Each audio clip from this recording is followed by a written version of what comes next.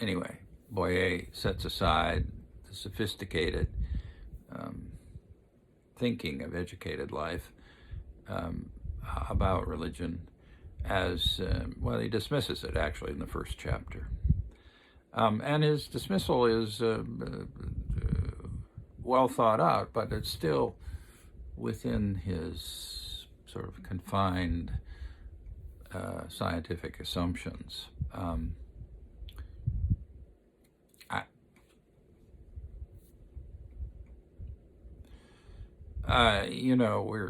We have this strange thing where we're stuck in our bodies with our sensory input, and of course, what we know, what he's talking about mostly in his book, is about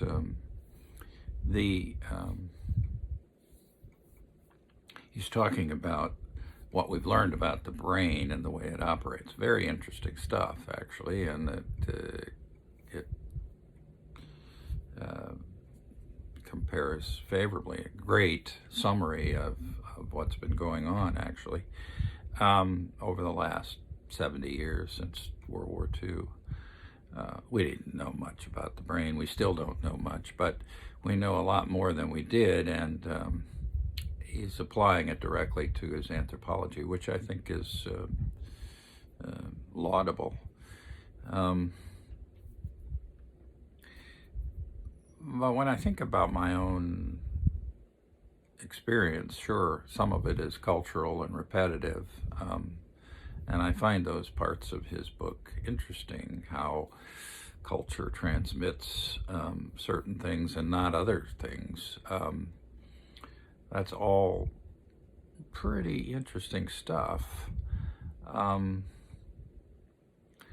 There is a kind of arrogant assumption behind it, though, that as he kind of rises above and looks at it. In an anthropology, I'm sure he's never supposed to offer his own position. But as a human being, you have to believe something, and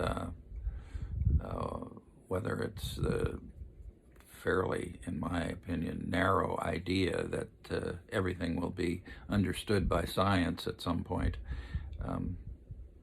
I don't know that that's where he is, but he never shares that, so we don't know exactly what's going on. But I'm thinking about my own experiences. We are